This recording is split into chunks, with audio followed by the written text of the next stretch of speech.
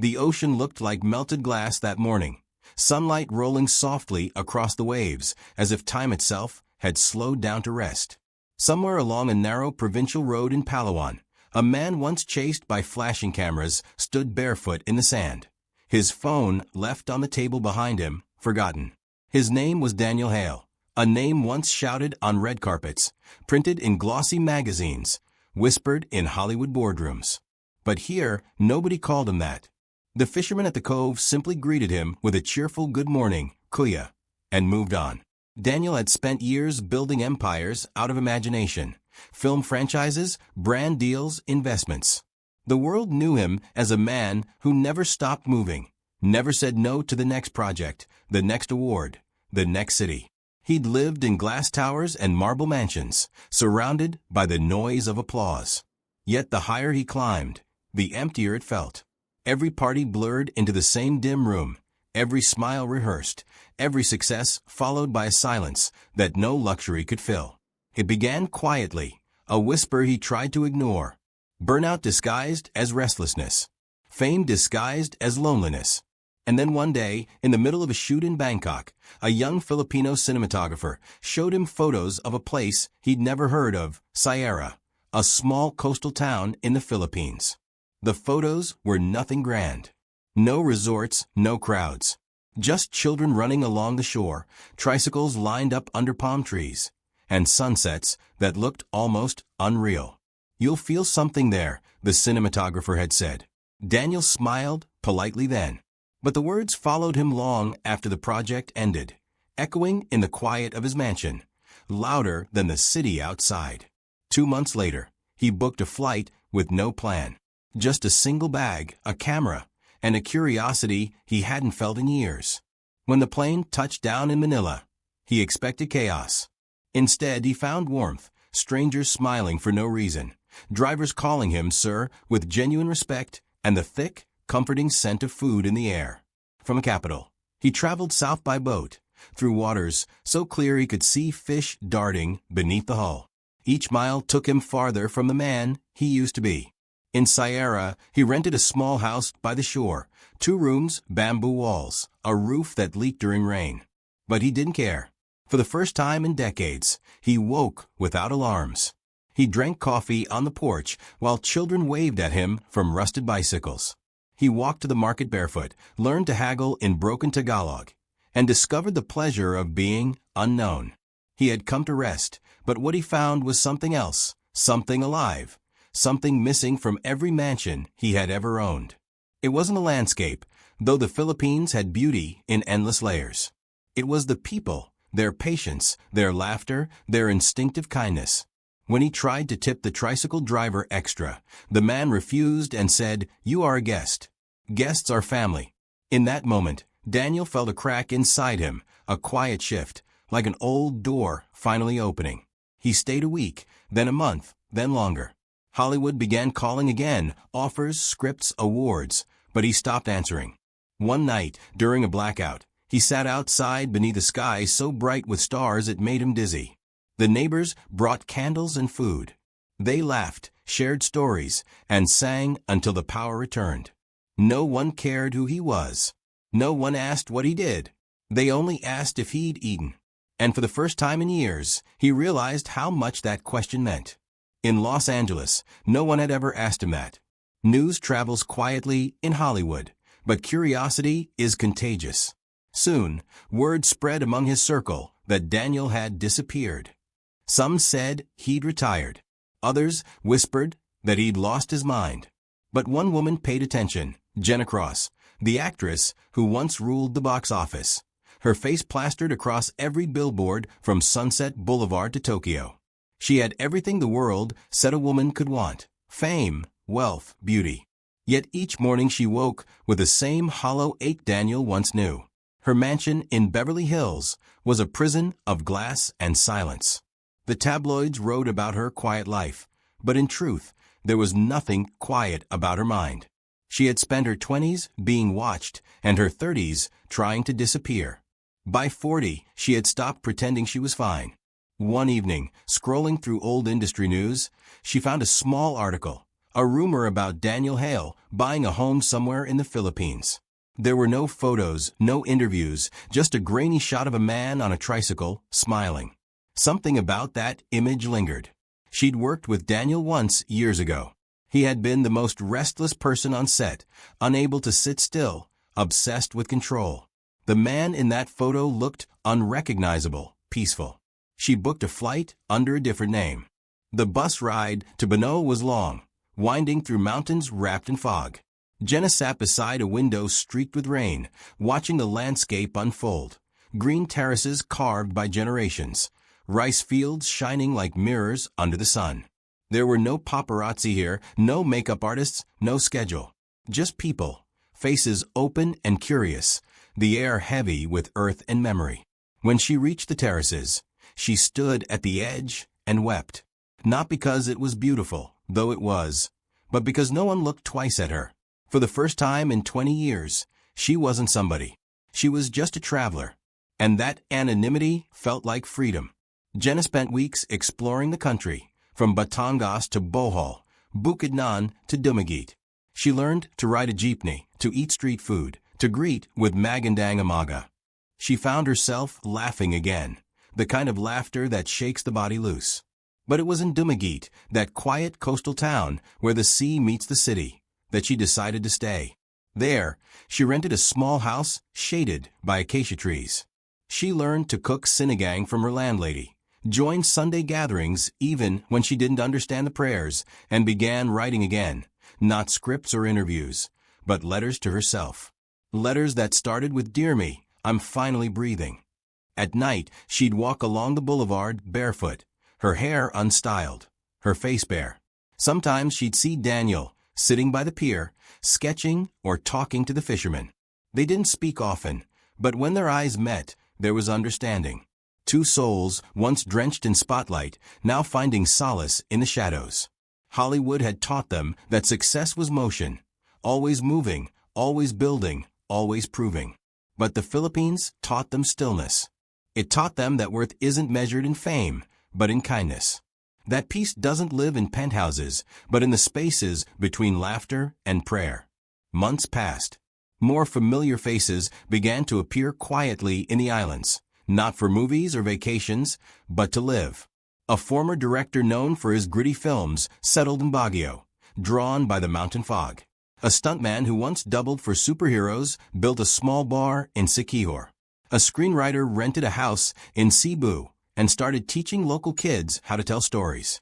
It wasn't a movement, not yet. It was a whisper. But whispers have power. One evening, Daniel hosted a small dinner at his home, a simple gathering of locals and a few friends from abroad. The table was a patchwork of dishes: grilled fish, pancit, rice cooked over charcoal, and calamansi juice served in mismatched glasses. They sat under string lights, swaying in the breeze. The ocean hummed in the distance. Among the guests was Ethan Cole, an actor known for his action films, the kind that filled cinemas and defined generations. To the locals, he was simply Kuya Ethan, the tall foreigner who joined barangay cleanups and brought pandesal for the kids. That night, he listened as Daniel spoke about the life he'd left behind. The noise, the chase, the illusion of more. "It's not about safety," Daniel said quietly, staring at the stars. "It's about soul." No one replied. They didn't have to. The sound of waves filled the silence, answering for them all. But peace has a way of attracting curiosity. In Los Angeles, the tabloids began to notice the disappearances, names missing from red carpets, projects abandoned midway. Journalists started asking, where did they all go? Rumors spread, secret retreats, cults, failed careers. None of it was true. What they had found was something the world couldn't explain because it didn't fit the Hollywood narrative. For Daniel, the transformation was subtle, but irreversible. He woke up later, smiled more, laughed without thinking. His hands, once trembling from stress, grew steady. He no longer checked his phone before sunrise. He no longer measured days in deadlines, but in sunsets. One morning, the old man who sold Teo outside his house called him Anak, son. That word, simple and warm, settled deep inside him. He wasn't a visitor anymore. He belonged. Yet as peace rooted itself in him, something else began to stir, a sense that this newfound serenity wasn't just his to keep. He saw it in the way tourists reacted when they visited, in the awe that softened their faces, in the way even the most jaded travelers fell silent during a Filipino sunset. There was something here, a lesson the world needed to hear. But not everyone understood. Some thought it was a phase, a midlife escape. Others a fantasy. And somewhere far away, in a studio office overlooking Hollywood Boulevard, a producer was preparing to make a documentary that would expose what he called the great celebrity exodus. He had one name circled in red on his notes, Daniel Hale. And while Daniel slept soundly that night, the ocean whispering outside his window, a new story was beginning to form, one that would pull him, Jenna, and every quiet soul who had found refuge in the Philippines into the harsh glare they had once fled. For now, though, the island slept peacefully. But change was coming. The first sign came quietly, a foreign news van parked near the market, its glossy logo gleaming under the tropical sun. No one paid attention at first. Journalists often passed through, filming short features about beaches or fiestas. But this time, the cameras lingered too long on Daniel's little house by the shore. He noticed them one morning while buying bread. The cameraman pretended to film the tricycles, yet the lens followed him as he walked. Later that evening, a neighbor mentioned strangers asking questions. Were there really movie stars living among them?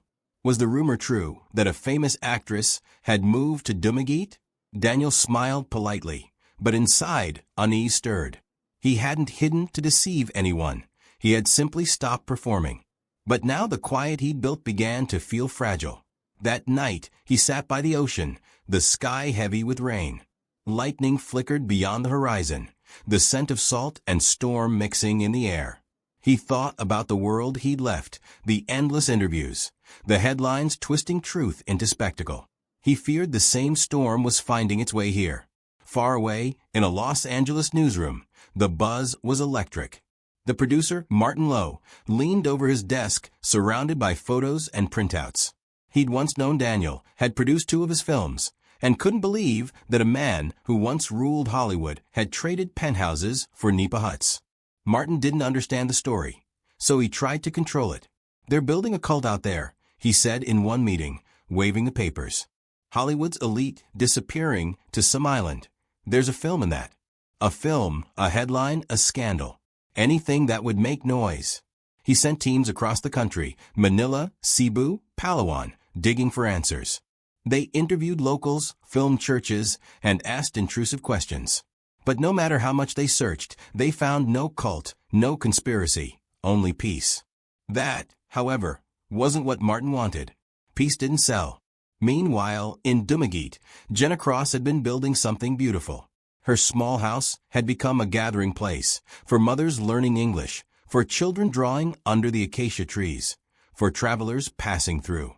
She called it the Lantern Home, because at night, she left its windows glowing with warm light so lost souls could find their way.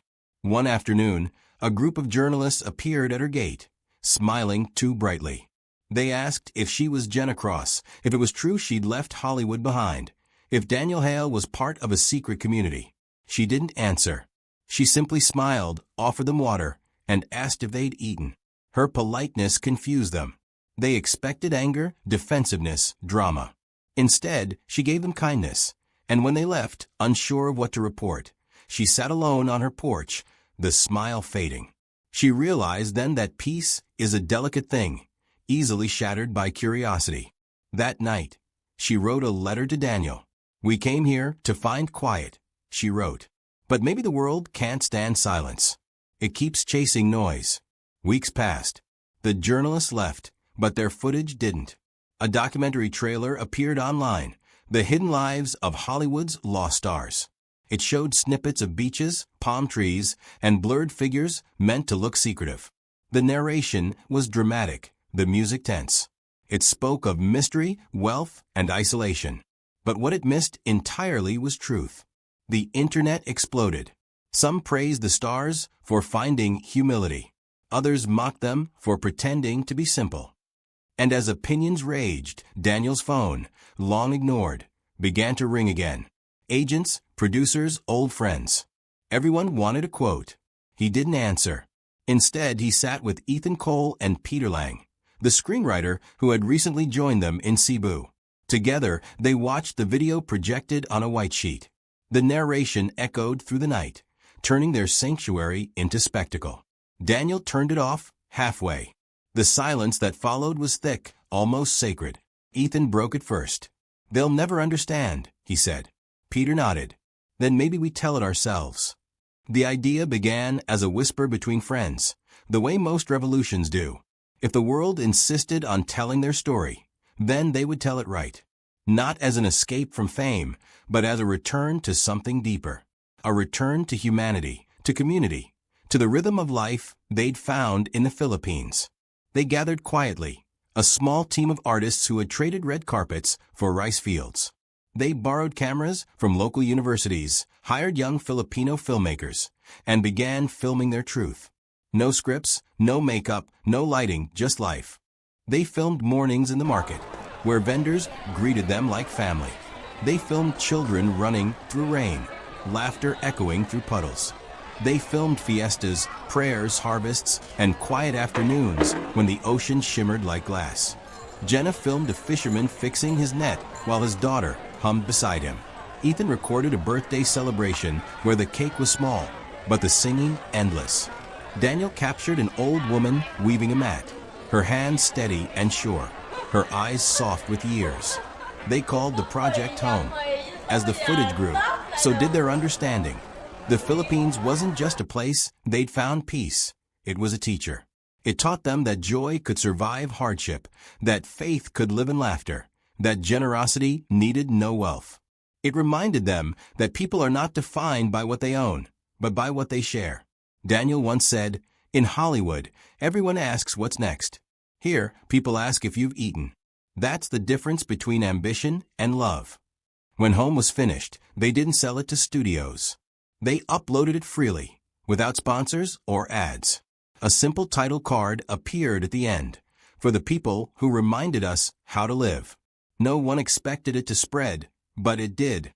Within days, the film reached millions. Not because it exposed secrets, but because it revealed something the world had forgotten. It wasn't about celebrities. It was about connection. Viewers saw something raw and healing. Communities laughing, helping, surviving. They saw simplicity shining brighter than fame.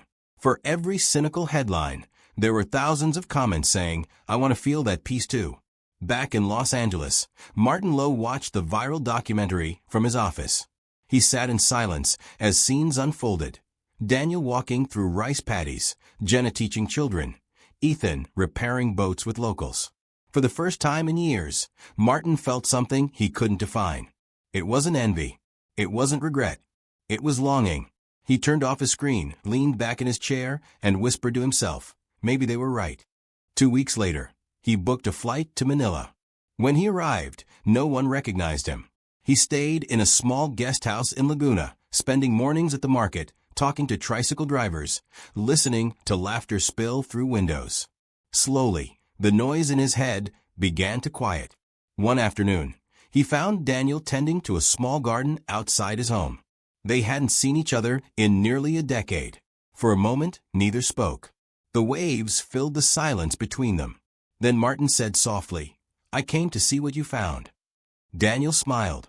"Then stay long enough to stop looking." And Martin did. He joined the others, not as a journalist, not as a producer, but as a man rediscovering what mattered. Together, they worked on projects for local schools, rebuilt storm-damaged homes, funded scholarships. None of it was for the cameras. It was simply life, shared, given, multiplied. The world soon stopped calling it the Hollywood Exodus. They began calling it something else, the quiet return. Years passed. The once foreign faces became familiar to their communities. Daniel married a local artist.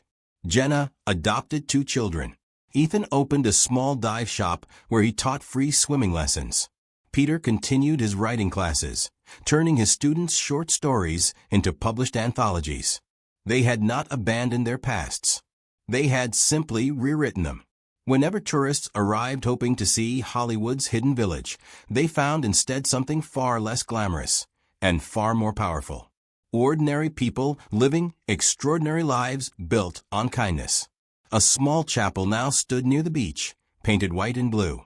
Every Sunday, locals and foreigners gathered there to sing. Daniel often sat near the back, his hands folded, his eyes closed as voices rose in harmony. Once, during a particularly moving hymn, he opened his eyes to see Martin wiping away tears. After the service, Martin laughed shyly. "You were right about soul," he said. Daniel nodded. "And you were right about stories. We just needed to tell a different kind." There was one last scene, a sunset over the water, waves glowing gold, the world hushed except for the rustle of palms. A little boy ran past, holding a camera too big for his hands.